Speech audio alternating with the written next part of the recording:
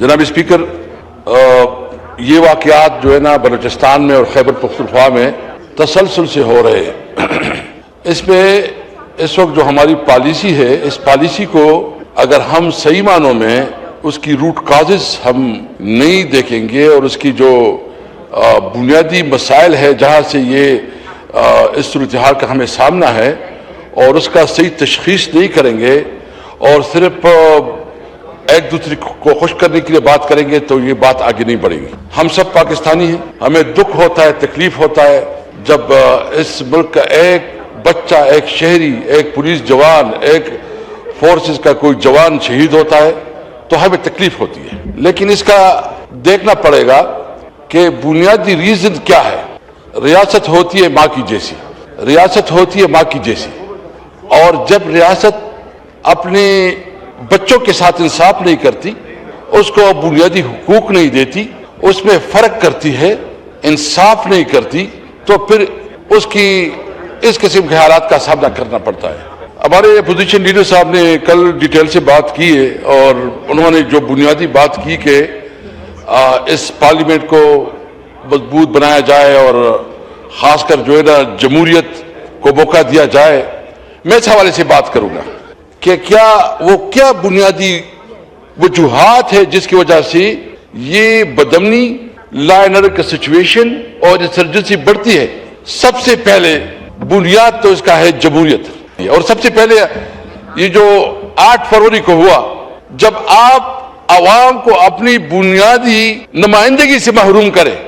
अवाम vote दे एक को और असेंबली में पार्लियामेंट में दूसरा बैठे। बलूचिस्तान की अवाम की नुमाइंदगी जब तक मुल्क में इलेक्शन का निजाम शफाफ नहीं होगा, जब तक अवाम की नुमाइंदगी को, नुमाइंदों को उसका बुनियादी हक नहीं मिलेगा और उसकी सही रिप्रेजेंटेशन असेंबली में नहीं होगी और उसकी आरा के मुताबिक, उनकी वोट के मुताबिक हुकूमत नहीं बनेगी, तो फिर वो तो जो इस वक्त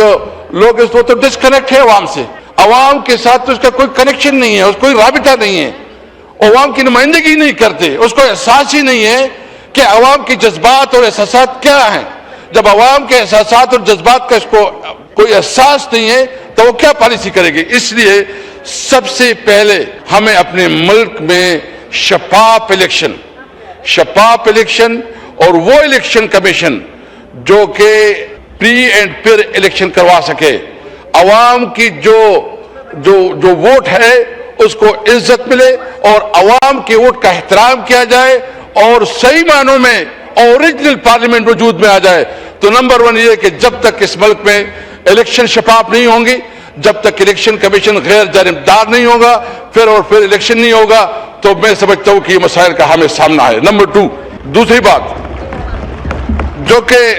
देखिए, अवाम, हम सब इस वक्त एक मुश्किल से गुजर रहे हैं। हमारा लीडर इमरान खान जेल में है, इनको राइटफुल जो उसका कानूनी हक है मुलाकातों का वो नहीं मिल रहा। उसकी जो इवन मेडिकल का जो मतलब, ये तो एक आम कैदी का भी है कि उसको जब कोई मेडिकल ट्रीटमेंट की जरूरत आती है उसको हॉस्पिटल में मुंतकिल किया जाता है, उसकी फैमिली के साथ राबिते किए जाते हैं, उसकी जो है ना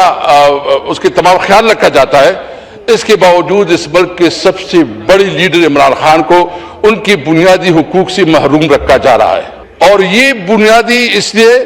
कि इनको खौफ है कि इमरान खान कोई ऐसी बात न करे। भाई डॉक्टर मिलता है तो डॉक्टर मिलने में क्या हर्ज है? डॉक्टर मिलता है, डॉक्टर तो कोई पॉलिटिकल लोग नहीं है, लेकिन उसकी जो मुलाकातें नहीं हो रही है, इवन जो उसकी गिरफ्तारी और जेल में, वो भी अनलॉफुल है,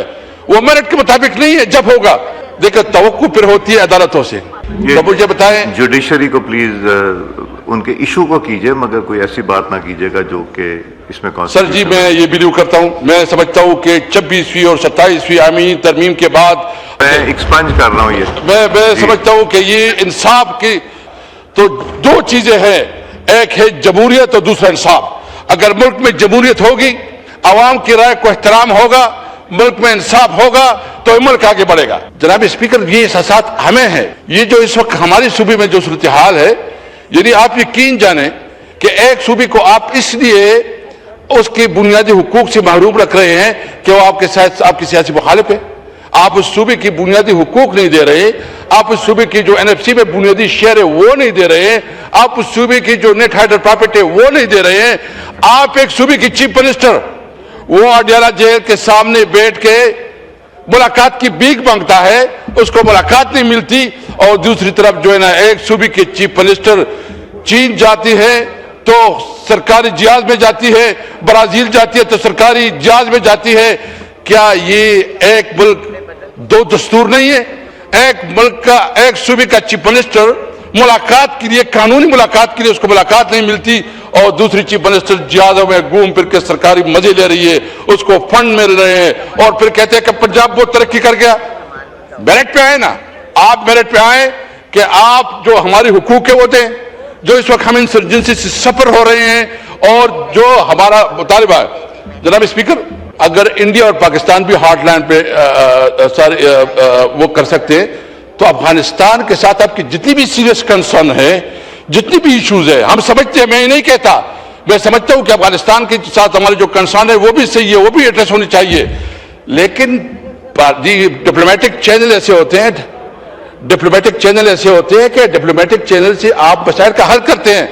ہمارا سارا کاروبار، ہمارا سارا بزنس، ہمارا سارا روزگار افغانستان کے ساتھ جڑا ہوا ہے، آپ ہماری بات کو کیوں سنوائی نہیں دیتے؟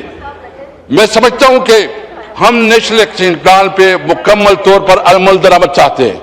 ہم سمجھتے ہیں کہ دہشت گردی کسی صورت پہ خاتمہ ہونا چاہیے، دہشت گردی کا ہم ہر حال میں خاتمہ چاہتے ہیں، لیکن ہم سمجھتے ہیں کہ آپ ہمارے ساتھ تو بیٹھو نا، ہمیں اعتماد میں لو، متاثر تو ہم ہیں، اگر ہم متاثر ہیں ہمیں سے اتنی، تو آپ ہمارے سے بیٹھ کے پالیسی بناؤ۔ ہم دہشت گردی کا خاتمہ چاہتے ہیں، ہم نیشنل ایکشن پلان پہ عمل درآمد چاہتے ہیں، ہم چاہتے ہیں کہ پاکستان ایک عظیم ملک بنے، ہم چاہتے ہیں کہ پاکستان میں قانون کی حکمرانی ہو، ہم چاہتے ہیں کہ پاکستان میں سول سپریمیسی ہو، ہم چاہتے ہیں کہ پارلیمنٹ سب سے مضبوط ادارہ ہو، سارے پالیسی، خارجہ پالیسی، داخلہ پالیسی، معاشی پالیسی ادھر بڑھے۔ جناب اسپیکر، میں آخر میں ایک بات پوچھنا چاہتا ہوں، میرے خیال میں ایک صاحب بیٹھے حکومت کی، مجھے بتاؤ اتنی بڑی ٹورز ہوئی انٹرنیشنل خارجہ پالیسی کی، مجھے ایک بھی ڈیل بتائے کہ ٹریڈ ڈیل ہوئی ہو، ایک بتائیں۔ انڈیا اور امریکہ کی بڑی بڑی آپس میں سمجھ رہا تھا دشمنی ہو رہی ہے، ابھی جو انہوں نے ایگریمنٹ کیا 18% اس پہ اس کا ایگریمنٹ رہا ہے، اور اس کی اور EU کے ساتھ جو انڈیا کی جو ایگریمنٹس ہو رہے ہیں، ہم تو ایسولیشن کی طرف جا رہے ہیں۔